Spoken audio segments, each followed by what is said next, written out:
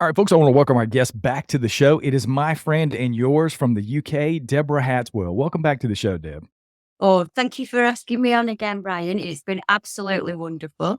As me and you've been doing a little bit of secret work in the background that we can't say too much about. But I reached out to you today, to be honest, because I have something that's worrying me, and that's rare for Deborah Hatswell. But I think yourself and your listeners might be able to help me with this as we start to talk about it.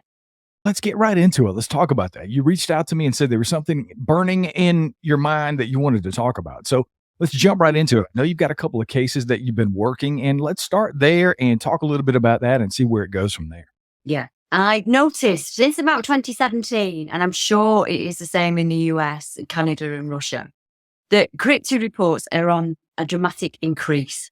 So they're being reported far more often than normal and being seen far more often than normal. And one thing that I've come to realize over those 3 years, that there are a number of cases I'm working where a creature actually ends up at the person's home. So they've had some kind of encounter out in the woodlands or when they've been fishing, hiking with the dog. Sometimes it's a shadowing event where they don't actually see the creature, but they're shadowed through the woodlands. Or in some cases, there's a face-to-face encounter. And then things start to happen around the home. And one case that I worked on just 3 or 4 days ago, I've been in hospital, having hand surgery in my hand. And there's a chap that I've worked with a long time. He's a private researcher in the UK. He doesn't put his work out there. And what that man doesn't know about the topography of the way a cryptid moves through the land is not worth knowing. He is absolutely spot on when it comes to things like that. And his main job is he's a carer. He looks after people when they're ill. And one of the chaps that he looks after full time is an elderly gentleman. He's in his late 80s and he's very sick. He has some chest problems. And I was in hospital and my phone rang and I looked at it and I realized it was my friend. So I said to him, "What's wrong? I'm actually in hospital. I can't speak." And he said, "Something's happened at the house. He's seen something last night and it's absolutely terrified him. Can you speak to him?" So I said, "I'm actually in the ward in the bed, but I'll sneak out to my car. Don't tell me anything about him. Let me do this. I like going blind and let me speak to him and see if I can calm him down." So I knew there was a couple of questions that I had for him. And I did just that. I phoned him and I introduced myself and I said, "Obviously, I know you don't know me and I don't know anything about what's gone on, but can you tell me about what you saw?" And he was very distressed. You've got to understand, you've got somebody who's just come to this subject for the first time in 80 years. So it's completely foreign to them. I said to him, "Before you tell me what happened, let me ask you a number of questions. And then when I've got the answers to those questions, I'll know how to proceed." So I said to him, "Are you of Irish descent?" And he said, "Yes, I am. Both my parents were Irish. For all I'm England, my parents were born in Ireland." He said, "Is there a negative place on that property where you live where negative things happen consistently?" And he said, "Yeah, just next door, just to the side of the house." And then I asked him what had changed at home. What had changed at home in the last couple of days? And he said, "I can't make the stairs anymore. So they brought my bed downstairs and they put me in what we call the front room, the lounge in the UK. And obviously my carers cleaned it up and they've washed the curtains and taken it down and they haven't gone back up yet." So I said to him, "I think I can help with this. There is a legend in Ireland, Scotland, Wales, in the Celtic countries, of a dog-like creature that will sometimes come to walk you home or to stay with you in times of absolute fear. And it's a hard subject because people want to know, are they dangerous or are they not? And each case is individual. So you've got an individual being and an individual witness. And in this case, no, I don't think it was being malevolent in any way." I said to him, "Sometimes, have you been thinking about passing on?" And he said, "Yeah, I went to the undertakers last week and I booked my funeral and I did all of those things." And I said to him, "I think there's something very negative going on at this property at the side of you." And I said to him, "Was the creature surprised to see you by any chance?" And he said, "Yeah, it was. Its eyes went really wide when it saw me." And it was at that point that I said to him, "Talk me through it. Don't tell me about what happened. Let's start. You're in bed." And he said, "I need to go to the toilet." I got up to go to the toilet. I'm not very steady on my feet. He said, and I looked and there was this thing looking at me through the window. It had a definite snout. It had ears upright, like an Alsatian dog would do. And he said it held his gaze and he held its gaze and then it slowly walked off. And I said to him, I can honestly tell you, it hasn't come to hurt you. If it had come to hurt you, it'd taken its chance there. You're on your own. There's nobody else around. Sometimes when you have Celtic blood, you're Scottish, Welsh, Irish, you will find that your family has a connection to these kind of creatures, and it can be around and it can be protecting you. And from what I can understand is I think it's trying to keep whatever's in this house here from getting to you. I said, but there's more of a connection. There's something to do with the land, and because I can't get down there, I get a feel for it. I said to him, have you been talking about selling the house or moving? And he said, yeah, I have. I've been talking to my carer and he wants to buy the land here. And I said, I think that's for the best, because I think he's kept it at bay for a number of years. And his things have been going on. So I managed to speak to the carer. And neither of us have had this conversation with the older chap because he doesn't need to know. But things have been happening around the home. Thuds and bangs on the wall, almost as if there's a bird trapped in the chimney stack. And I said to him, what we need to do now, we need to keep things as positive as possible. So he's now doing a perimeter walk each day, making sure that he's setting his boundaries and not letting anything in. But that is in at the moment and not the best case scenario. So we've got people who don't know about the cryptid subjects. It's not something that they're thinking about on a daily basis. They're not like me and you. They're not speaking to witnesses all the time. One chap, similar situation, very bad chest complaint, very bad. He's got COPD, really struggles with his breath. And one thing he does religiously is takes his dog for a walk. And that's, his friend has to take it sometimes when he's really, really poorly. But similar situation, he's walking around on the dog on the first night and the dog starts to growl and it's not very happy. But they see a badger come out. It's quite natural that for a dog to do that around a badger. Second night, 2 badgers come out, same kind of situation. So on the third night, he's got the dog on the lead and they're walking round, little brook that runs at the side of it, little bridge, a beautiful place. And the dog suddenly goes on point and it's making very low growling noises, which tells me it's frightened or whatever's in there. And he said, I'm expecting the badgers to come out again, but there's nothing. There's no birds singing. There's no animals moving. There's nothing. And the next thing, this thing is basically following him through the trees. And he said, I was absolutely terrified. I don't know how I got away from there. His heart's pounding and he's racing. And he said a couple of days later, he didn't want to walk that field again. So he took the dog in a different direction. Similar thing happened again. He's got that feeling that he's being watched. And he said, I've only ever felt like that once before. And it was when I was a child and I nearly drowned. And I felt this fear, this awful fear. He said, and that's what I felt with this thing. A couple of days after that, he's at home.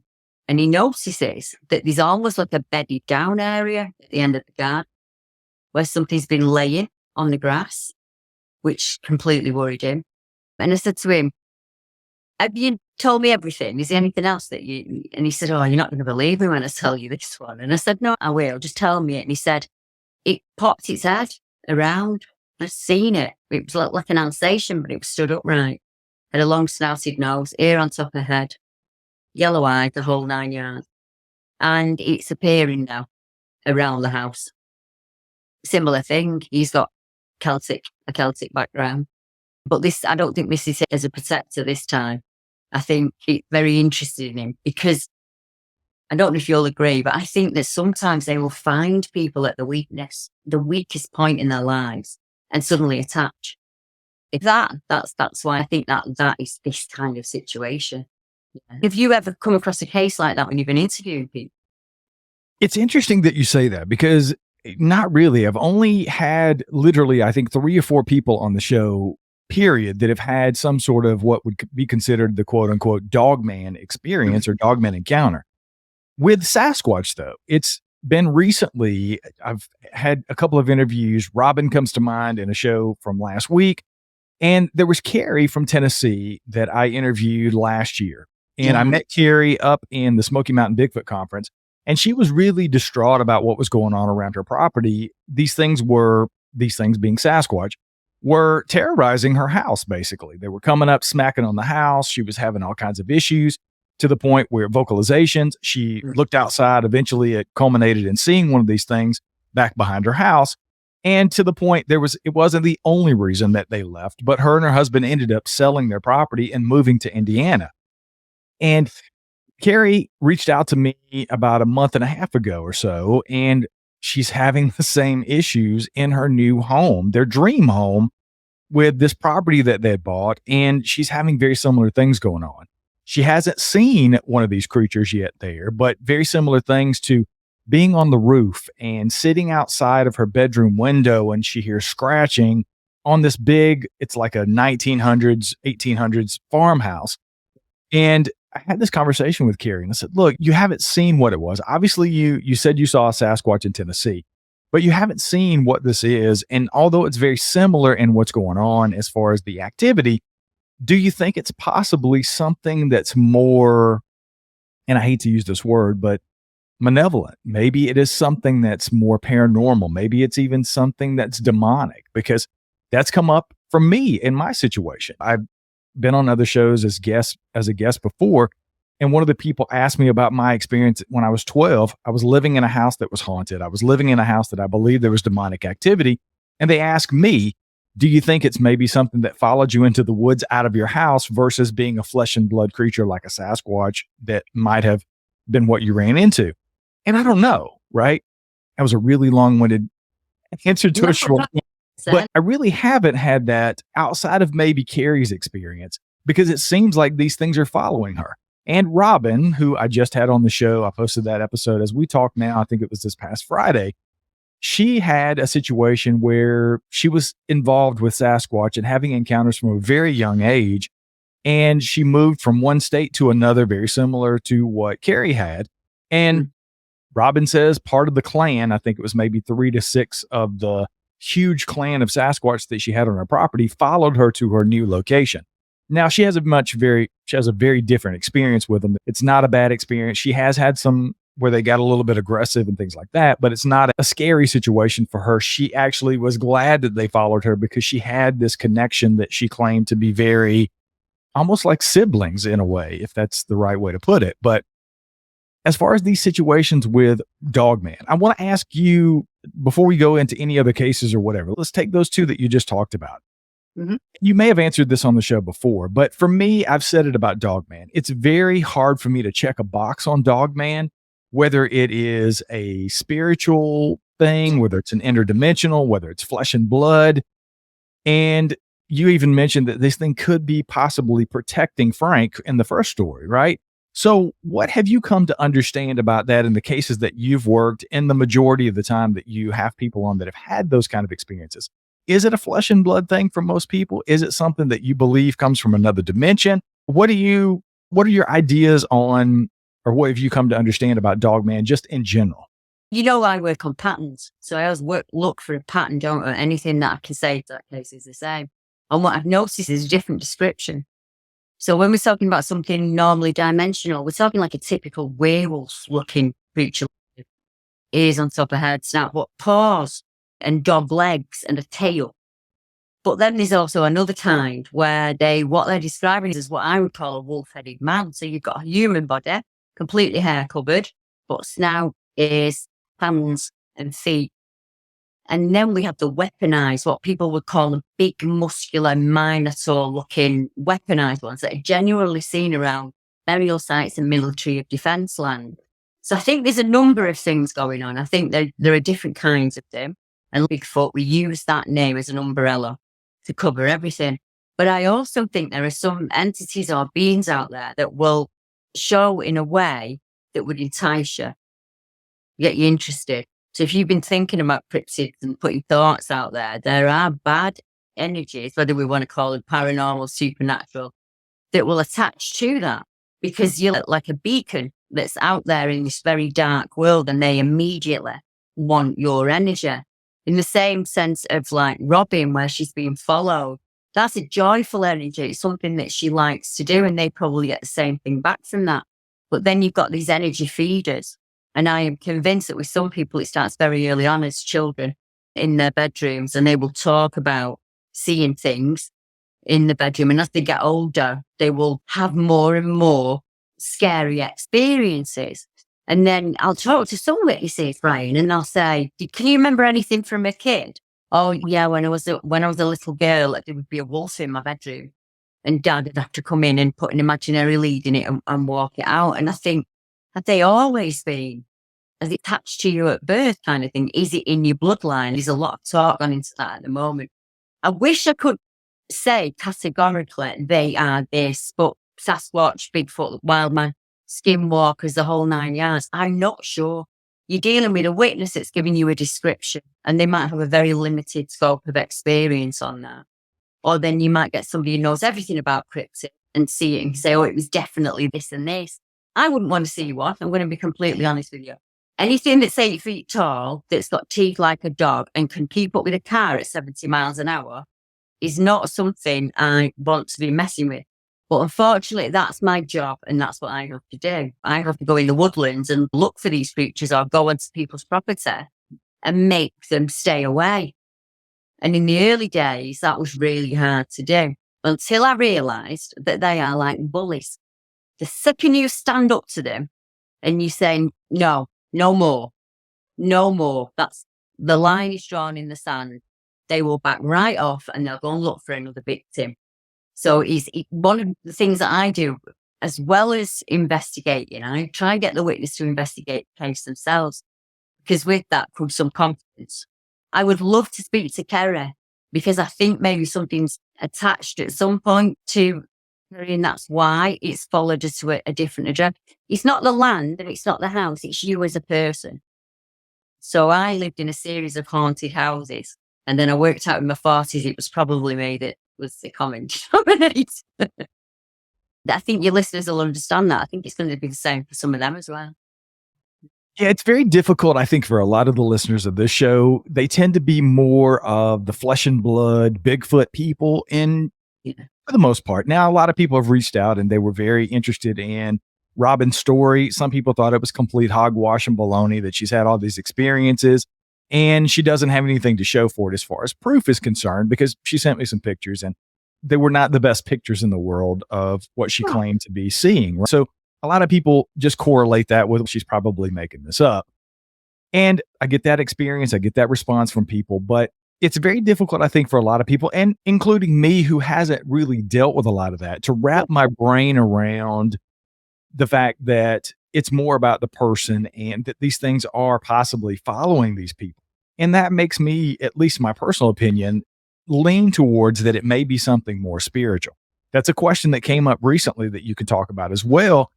For the skeptics out there, the naysayers, I always get that there's no way that any of this could exist in the UK for people, unless it's an interdimensional or it's an alien or it's coming from another place. I had a listener who reached out to me recently. Some people have probably heard the jingle that Glenn did. He's from London. He and his girlfriend were in town here over the weekend. As we record this, it was like Sunday. I went out and met them for coffee. They were passing through, they were here for a wedding. They were passing through North Carolina, and I got to meet up with him. He's a huge fan of the show. So I went and had coffee with him and talked for an hour. And he's from the UK. And that's one of the things that he said to me. He's a believer in Sasquatch. Like, he believes, he loves the show. He loves the encounter stories and he believes they exist. He just has a problem wrapping his brain around, for example, the UK stories. And I know that you've dealt with that because you had an experience you've shared on this show as a child. And people are, the naysayers with you are, if these things are flesh and blood, there's no way that they can actually exist.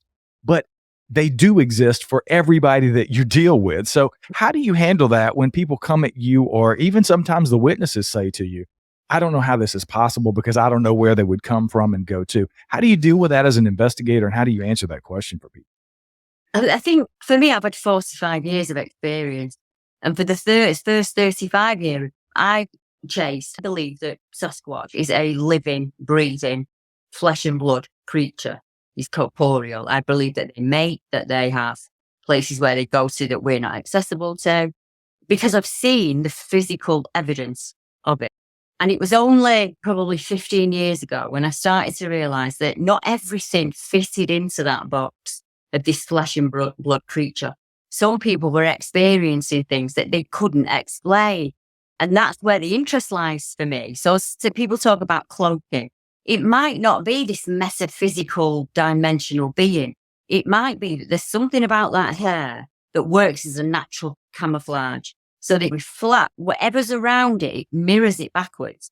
So you hear about these predator beings that are moving through the woodlands, which seem very paranormal in that, but that could be a technology of some kind that we don't understand. It could be something that they are born with, like an octopus can change colour and disguise itself. I think their hair might have something to do with that. Because when we look into hair study, I think Dr. Meldrum himself in Alaska came across a hair that did not fit the human genome. There was a different DNA to it. So which tells me that, for me, my personal opinion is that they're on the hominid line. They are maybe a brother or a cousin to us in some shape or form. But I only believe that about Sasquatch. I think all of the other beings, the other cases that I work, we've got to look at the paranormal, supernatural. And then you've got the opinion of the witness. So they're seeing that creature for the first time, and that might seem magical to them, the way that it's just suddenly appeared within the woodland. But we know that they're masters of their environment. They can transfer some wood without breaking a twig or making a sound. That comes across as paranormal or supernatural. I put it to bed a while ago by just simply saying, I don't know what they are, but here are all the theories as to what they are. They are either this. Are they a sentient being? Are they just a simple ape? I don't agree with the simple ape. They're far too intelligent for that. I've seen them run rings around hunters who have been in the woodlands their entire lives. Do you remember Randy? We both know Randy, the guy in Canada. He saw a Sasquatch and a moose basically fight to the death. Now, this is a man who's native to the area. He's hunted there his entire life. He's still got to go out the next day and hunt, and he's absolutely terrified. And the people that he did hunt with now don't want anything to do with it because he's had this strange experience. Then you think, Alaska's the home of the hairy man. It goes back so far in your history, and yet people have like, if he's seen it, he must be. But this is a man who knows the woods. He knows the outdoors like nobody else. He knows how to hunt and feed his family. He's gone in there very stealthily. He hasn't pulled up 10 minutes away and slammed the car door. And he's done exactly what a hunter would do and make himself smell like the woodland. And he's gone in complete incognito. You sit down, you go quiet, and you let the woodland come to life around you again. And when the small critters move, then the bigger critters will move. And he was doing that. And he said it was just come out of the muskeg. This moose just came out. His eyes were rolling. It was screaming. He said he'd never heard a moose make that kind of noise before. And the creature on the back of the moose was swatting at it. And it was hitting the front of the moose. He said, and I think it was trying to get it here from what he was saying. And that's how the battle ended. It pulled its neck back and down it went. And I said to him, what did you do? And he said, nothing. I had my gun in my hand. I didn't even think about using it. And I just slowly walked out like that, as slow as I could the whole way, because he was in complete and utter shock, which is understandable, isn't it? But that is definitely a flesh and blood creature of some kind. Is it okay, Brian, if I just put the light on? It's getting darker and darker. It's nighttime here for me. Yes, absolutely. I won't be a second. Just give me 1 second. We're going through a storm here. It's raining like hell outside. Yeah, it's the same here in the UK. I'm sorry about that. Because I'm up in the northwest of the UK, it was darker much earlier for me than anywhere else. Yeah, so for Randy, that is a creature that's killing a moose, probably to eat it. For what other reason would it kill the moose? And then you have to look about all the other things that go around these science reports. So we're not just looking for a creature. If it's flesh and blood, we need to be seeing prints. We need to be seeing a habit within habitat, the way they move through an area, what they leave behind, those kind of things. A number of cases that I've worked have just said the belly's been sliced and only the liver's been taken. Now that is the most nutritious part of the body, the liver. That shows me intelligence. So this is an intelligent creature that's moving through an area. So then we look at seasonal patterns. Are there any other reports at any point in history or in the last 10, 20, 30 years where we can get a date or a season? So we have a case in the UK. So a young lady living in an absolutely beautiful part of the country, Cornwall, as south as you can go. She's on a cliff edge, got the sea out in front of her and just woodlands and farms back of her. And she's lived there her entire life. She's a survivalist. She's camped on Dartmoor. She's hunted the beast of Dartmoor. She makes me look like a wimp. One night, she has an argument with her husband. She storms out about 10:30 at night on a lane that she's walked her entire life. And she said, I suddenly walked into two groups of something hunting. Whatever was up on this side of the hill was making a series of clicking noise, and it was driving the sheep down the hill. And whatever was down the embankment was answering with a similar noise, as if to say, we're ready, we're in position, moved it. And she said she was just completely terrified. Same thing, just walked out of there backwards. And she said to me, will they come to the house? Will they come and get me? And I said, no, I don't think so at all. I think you've walked into something. Just give me a day to go and look and see what I can find on that area. Because I knew that I'd had 2 reports in that area anyway. So I went there, looked, and I managed to find another one. So that's 3 previous, and they were all in February. Every one of them had happened in February, which is early spring in the UK. This is down south. So they're in much warmer weather than I am here. So we expect spring to come in earlier there. And I think that's what was happening. I think there was something moving through that area because it was a route or where they would not, a foraging route, as I would call it, I honestly believe that they migrate and follow the food. Because you deplete an area, as your friend said, there's not enough room in the UK. You could deplete an area of critters in about 4 weeks if you were on birds and rabbits. Animals are not daft, but I was able to say to her, it's a seasonal thing, a seasonal pattern, and you were unfortunate that you walked into that. But that wasn't enough. She left that beautiful place and moved into the town because it just ruined it for her. Like the idea of going for a walk out there in the dark again was over for her. And she can't do that anymore. And I understand what that feels like because I've been there. I spent 25 years locked away after what I saw. You know, something close to my heart, that beats. If I can help that person get to town, I don't care whether it's flesh and blood, corporeal, sentient being. I see that witness and I see the struggles that they're having. And I think, let's break it down for them as small as we can. So it didn't reach out and grab you. It wasn't, and that's not enough sometimes because it wasn't enough for her because I'm just some woman a few 100 miles away. I can't run and help her. There's not a whole lot I can do. And that's when I set out looking for other investigators because I thought I need to get them all over the country so that we can get on these cases really quick. We need to be looking forensic about what's happening. If we're making these claims that they are in the UK, then we need to answer all of the questions that the skeptics have for us. And they're the same questions that you have in the US. Where do they eat? How do they breed? Where did the bodies go? And I have to research that. And that's what I've done. I've spent 45 years, 50 years now, actually, this year, researching all of those questions. Less than 10% of the UK is urban. And that includes all roads, hospitals, airports, the whole 9 yards. Yeah. 70% of it's arable farming land. We live in small conurbations and towns. And on the edges of those towns, it's just green, what we call green belt land. You can't build on it. These little streams, woodland, goes to the main river. And you know yourself that they are seen on the river, starting at the estuary, going inland. And that is not something that's paranormal because it wouldn't be feeding. It could just pop up where it wanted, whenever it wanted. This shows a seasonal pattern of food and foraging. You know? I definitely want to get back to some of the other stories about being followed home and some of those cases. But before we move on to that, I think it's a very good point about helping people because that's one of the reasons that Carrie reached out to me. She trusted me enough to tell me she shared that with anybody. She shared some of the story on the stage that year at the Smoky Mountain Bigfoot Conference, and I was there to see that. And I thought it was a fantastic to be able to do that and let that go. Yeah. But she reached out to me because I'm somebody that she trusts and she wants help with this.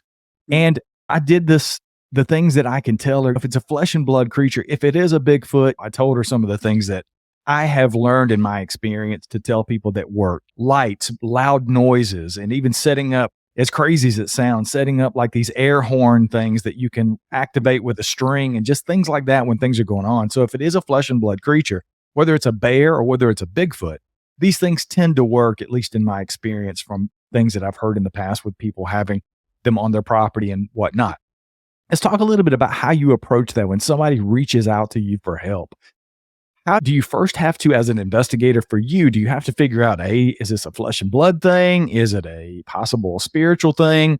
And then how do you approach that? And I know, at least for me, I'm very careful with what I give people as far as information, because if I give them the wrong information, then I'm responsible for that person at this point. So my cop brain goes into, I'm on a 911 call. I can't tell this person to just go back in and hug it out with the person who just beat the crap out of them and they end up dead because I'm on the hook for this. It's very the same thing when we're talking about these kind of investigations. So you've been doing this a ton of time, way longer than I have. So talk a little bit, talk to me about it, and give the audience some of the things that you are able to give people during your investigations.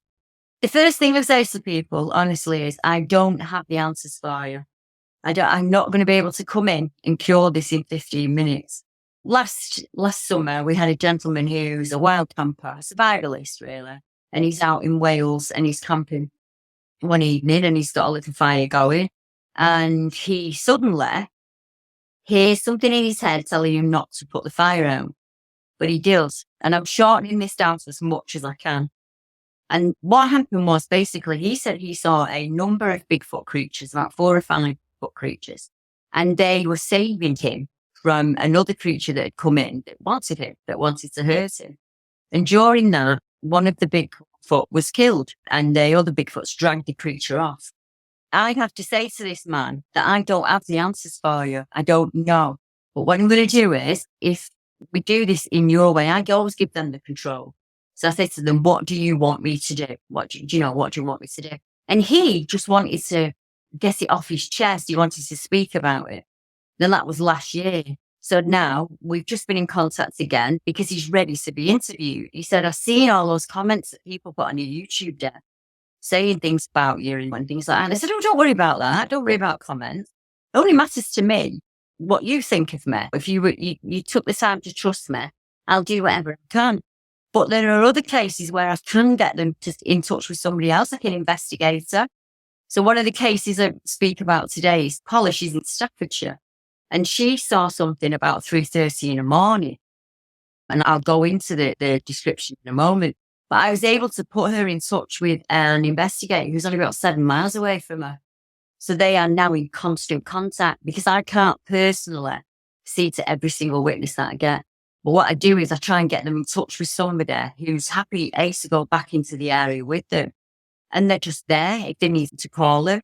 But what I like to do is, if it sounds very flesh and blood, like it's around the home and things are being taken, like feed or animal blankets or anything that I can say that's flesh and blood, then we hit it like a general investigation. We get investigators down there and we see what we can find out. I always ask the witness to journal anything and everything that sounds strange. So even if it's like strange bird calls, anything that's out of the norm, I want to know about it. Because if an apex predator is moving through a woodland, we will hear us warning each other that this is going on. And I want to know what time of day is that happening. Because I'm convinced that they hunt dawn and dusk. I don't think they sleep 8 hours like a human. I think they, like early man, they would sleep at the hottest part of the day and hunt in the morning. And then come out when the critters are out, which is late on at night, so dusk and dark. So I want to be able to tag all of that. I want to see if there's any prints, any footprints on the land, or any animals that have been harmed in any way. So there was a case in Scotland. I didn't work it. Charmaine Fraser worked it, but we were very close colleagues. And she was able to work out the route that these creatures were taking was going past the farmhouse, around the feed barn, and then off the land. And that farmer actually saw them carry away an animal. So that tells me that they're on there for food. So then, like you, we have to discourage them like you would discourage a bear. You don't feed a bear because it's cheekier and cheekier. And then, unfortunately, you're going to die or the bear's going to die. And that's what's going to happen in a cryptid case. If they don't want to, you've got to understand for them, being seen and getting killed. There are people in the UK that have got shotguns. We live in this misnomer that if you're in the countryside, you are allowed to shot to keep yourself safe. So I tend to say no gifting, no leaving food out on the property, nothing that will entice in any way, shape or form. You need to set really good boundaries. Go round you. Don't take this to wrong folk, but pee on your fence post. That's what an animal does. An animal marks its scent everywhere. And that we did as early humans, we did the same thing. So start thinking like a caveman. I don't want this thing on my land. So what am I going to do to get rid of it? Noise, distraction, anything you can do. Set fireworks off if you have to. But you get it moving in the opposite direction. So the next time it's coming through, it avoids your land like anything. But if there's none of that going on, and it's this thing that's happening at the same time with dead, I know it's a residual haunting. So all I've got to do with that is make the witness more confident, and they will deal with that themselves. So a lot of the things that I do when I'm working cases is my main priority is speaking to that witness, getting as much information out of that witness as I can, and then I can sit down and think, right, Deb, how are we going to go forward with this one? Because I don't just do cryptid reports, I do all manner of, because in the UK, and it's the same as America and everywhere else, if your report doesn't fit a certain criteria, they won't take it, they'll throw it out. So I don't do that. I'd take anything. And if I can't answer them myself, I'll find somebody. So it might be a case that's comes in and I have no experience in it whatsoever, but I'm really good at listening. So I'll sit and I'll listen and I'll let them talk it out to me. And then I'll say, I don't know what to do from here on. Is it okay with you if I reach out to A, B, or C? Because I think they could help. And I try and do that if I can. And that's how I end up meeting people like you and all of my other American friends. Sharing the information is the way to go, because we've all got the same questions. And we're all trying to help people. That's what you do as a podcaster. I know for some people, they think that we just do this hour, and it's not. It's so much work that goes in beforehand, getting that person comfortable enough to sit down and speak with you on camera. You know yourself, you'll get an email and the person's not prepared to talk, but they need to tell somebody about the experience. And then I tend to try and talk to many of them. And once I spoke to them, I get a handle on the case. I know what I'm doing. So like Kara, I want to sit down with Kara and listen to it from day one. And I want to know if it's in a family. I want to know if mum, dad, granddad, aunts, uncles, anything like that. Have you ever seen a UFO? Have you ever seen a ghost? Because it might be something in your bloodline with the paranormal and the supernatural. And some people actually want that interaction. They want the creatures to come on their land. They want to do this habituation, and you have to warn them that it might not play out in the way that you expect it to play out, because for all you're after a relationship, they might not.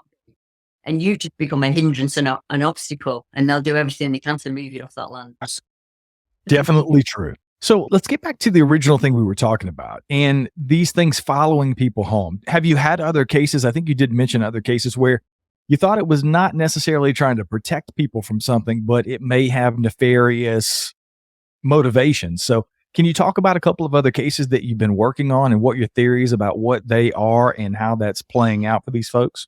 Yeah, the case I mentioned earlier with the chap where it was coming around his home and he saw a bed outside in his garden. He actually did the Lord's Prayer. When he saw its head peek round, he did the Lord's Prayer and it worked. Everything stopped. And it backed up, and that was it. That's all he had to do. So what I'll do now is I'm going to keep talking to him, because he's had experiences with different kinds of phenomena from being a very small child. So I asked him if he'd ever been saved by something. And he said, actually, yeah, I have, that happens as well. So I think that's a connection to him. Another case I'd like to talk about is a lady called Pauline. She won't mind me mentioning.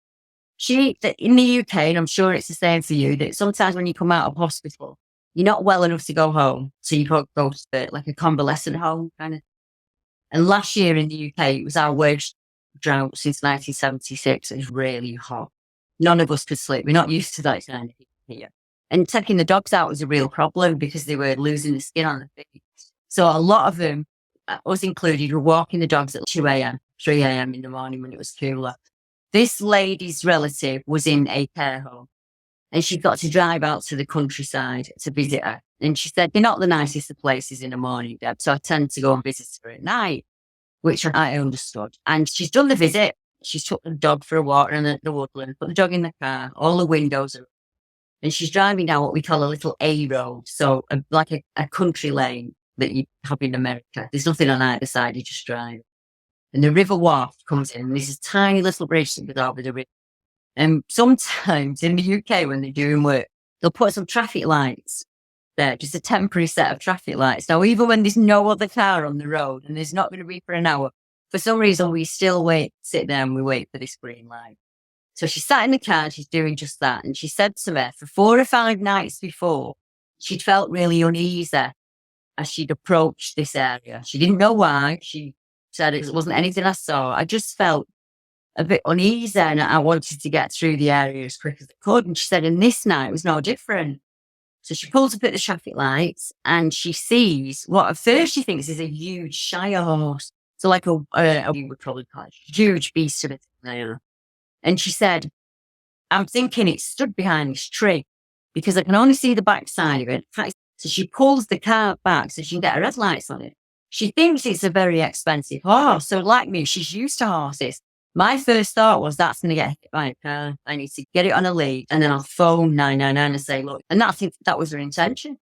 So I pulls the car back and I'm looking at it. She said, and I can see the trunk of the tree and I can see it hiding behind it. And then the trunk of the tree moved and I realised that was an arm. And whatever this was, it was standing up on 2 legs. And it walked out and across the car, in front of the car. She said, I couldn't get my windows up all at the same time. The dog was not happy. She said, I just put my foot down and I drove until I got home. And she was absolutely terrified, which is understandable. She's seen something that's impossible in the UK. She's not somebody who understands what a cryptid is, a dogman or anything like that. So the only description she could give her was it was really thick and black and muscular. And it was canine, definitely canine. And she said, I decided that I wouldn't be walking my dog there anymore. So what she decided to do, and it's something I'll encourage people to do, is look for somewhere closer to home and go in the daytime. So if you've got that fear of the woods and you don't want to go, that's understandable. So you've got to start small. Just go somewhere local where you feel quite comfortable and walk the dog until you get back in. So that's what she does. And she sat on a log and the dog's walking around and the next thing she just feels that something's watching her from the trees. And this tree starts to shake violently. She said, and I realised at that point, I'm on my own here and the car's 1/4 of a mile that way. And there's only me and the dog. And she said, like, she basically said something to it in her head, like, no, don't you dare come out. I don't want to see you. She gets herself back in the car and she goes home. Then her relative's ready to come home. So they move the relative back into the bungalow. It's a 1-level ranch. And things start happening around the perimeter fence. Dog doesn't want to go out in the garden anymore. She's seeing like almost peeping figures at the back fence. So she isn't religious. She's had no religion like me growing up. So she didn't automatically go to the Lord's Prayer or anything. So the best way that I can help her is what I did was I put her in touch with Billy. And Billy's a guy I trust 100%. He's very close in area to her. So he now is going back with her every weekend. They go back every weekend to that spot. Or they'll go to Cannock Chase, which is the biggest werewolf hotspot in the UK. And that's to A, get a confidence built, and B, to learn to set some boundaries. If this creature's coming around your home, the worst thing that you can do is nothing. So I said to her, what would you do if it was a male? What would you do if it was some predatory male around your house? And she said, I wouldn't put up with it. I said, that's what you need to do with this. Because basically that's what it is. It's feeding off your fear. You've been the only person that's been able to pick up on that in the longest time. And then suddenly you can. And it's interesting. She sees me. Oh my God, look, she's frightened me. And that makes it more confident and it makes it feed on this fear. So then you've got to try and tip those scales out of the way, haven't you? We don't want that being. So for all it's presenting as a wolf-like creature, that to me is not a flesh and blood encounter. I would see that more as something dimensional coming in and out. And it's attracted to fear and distress and upset. So the best way to stop that is take those things away. You don't scare me anymore. You don't upset me anymore. I'm not frightened of you. In fact, you come here again and you're frightened of me. You've got to have that kind of attitude. As some people say, It can't be that easy. Oh, it's not easy doing that because you've really got to believe it. You can't just say the words and it'll magically go away. You've got to know that you are stronger than this thing, and that's why it's feeding off you. But what you've got there is a woman who's probably my age, who's very confident and is used to being outside with the dog, who suddenly doesn't want to do that anymore. So that's a whole part of her life that she's got to give up because this feeding thing decided that she was going to be the victim. So no, you're not going to do that. I'm going to put her in touch with somebody who I know that can fight you off, and then that will go from here. We'll do that. So I was sat down with Polly in a while because I know that Billy's seen to her. But I said to the parent, if you need me, just ring me and I'll be there on the end of the phone. But I know this is going to be fine. They're going to manage to shut it down between themselves. It's ongoing, and it might be ongoing for a number of years because it is for some people. And honestly, I don't know how I do what I do. Right? I don't know. I wasn't trained in any of this. I just got to it intuitively myself. Or I was seeing things at home, and I had something at my back garden at home, and I've moved. I saw footprints that came right to my back garden going through the swamp. I didn't like that at all. And like you, we probably are attracting things because this is our job and this is what we do.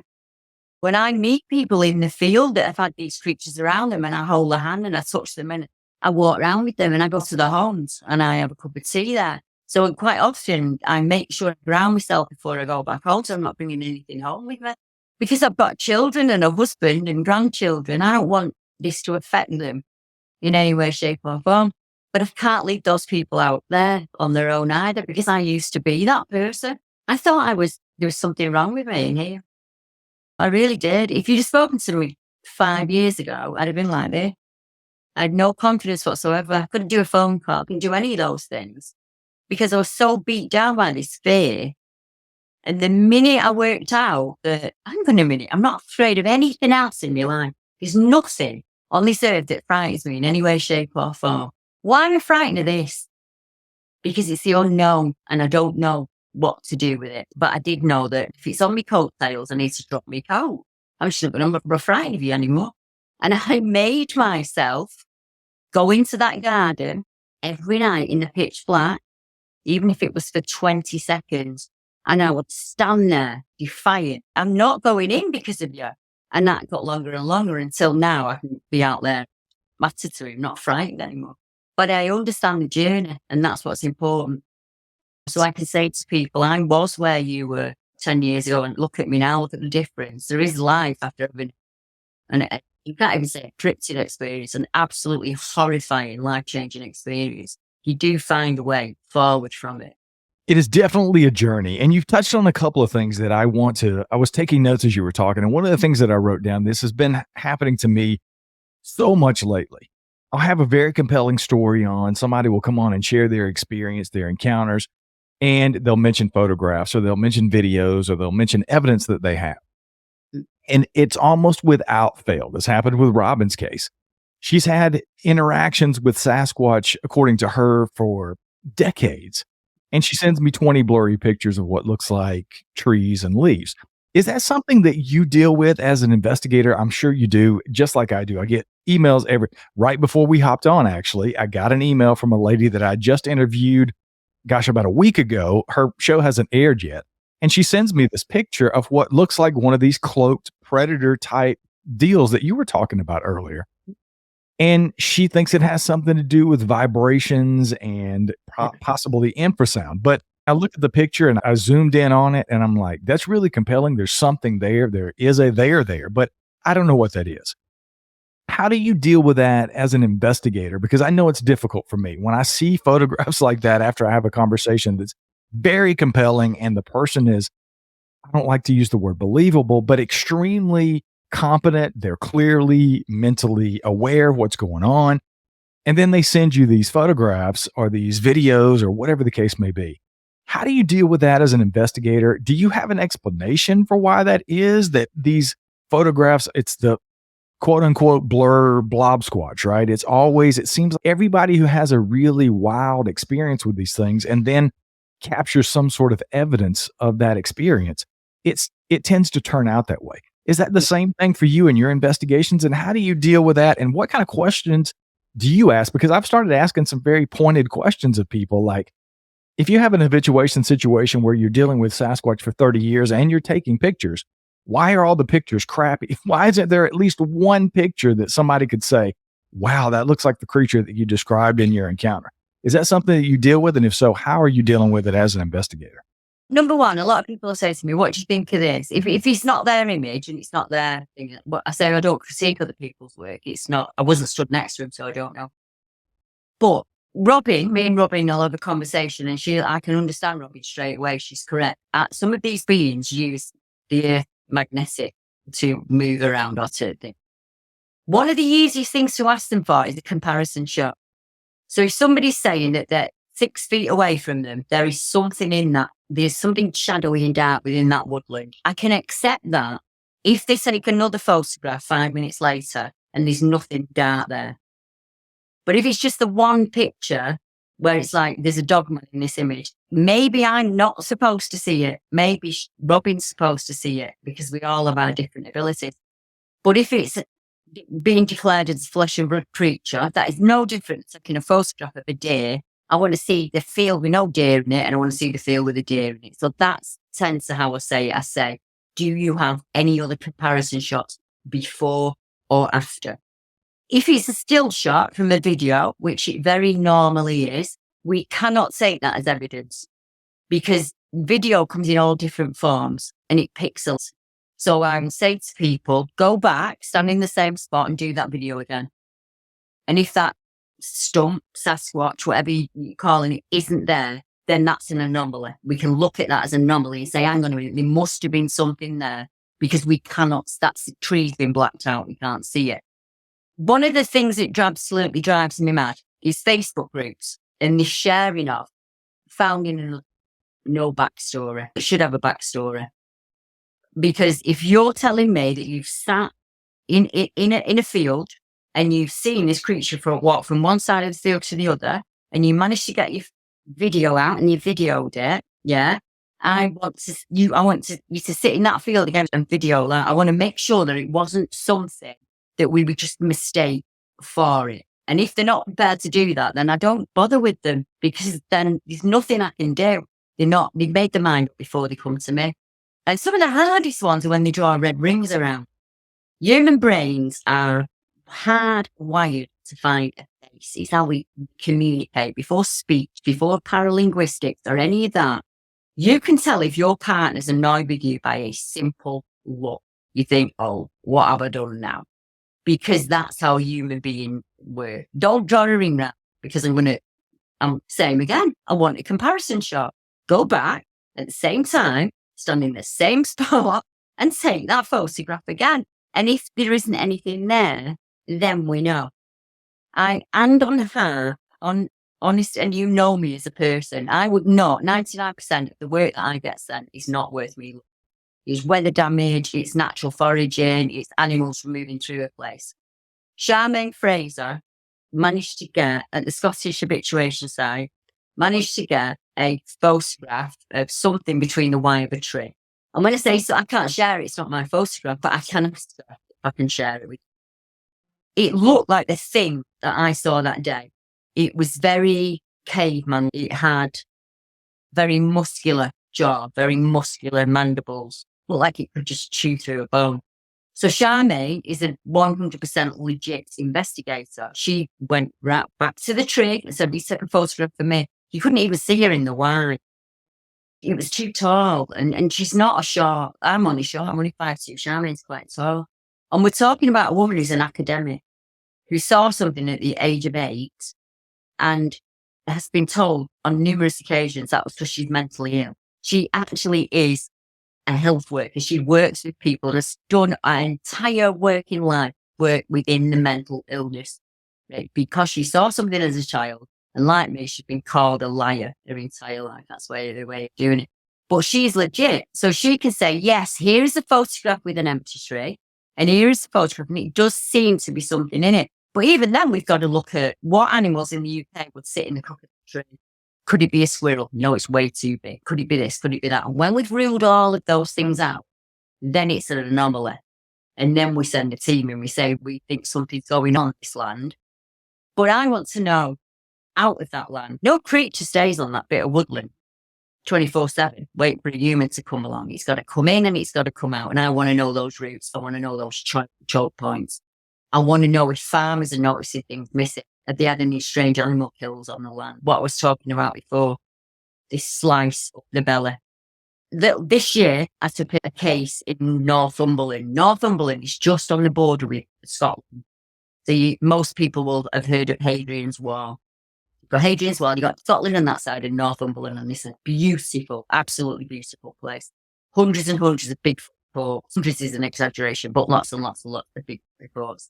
And it's a similar kind of thing. So somebody is out and they take a photograph, and this photograph looks like a really decent print, really decent toe on it, there's movement going through it. And I thought, this is fantastic. This has not been stamped in the ground, you know. They even took it from different angles, which is wonderful, because you shouldn't just take one photograph, take it, lie down on the ground, take it from there, all of that. This is amazing. It absolutely fits. So I said, can you let me know whereabouts? Well, send me the GPS pin. It is the middle of summer and they send me a pin on a lake. So you found a bare footprint next to a lake in summer, probably a paddleboarder.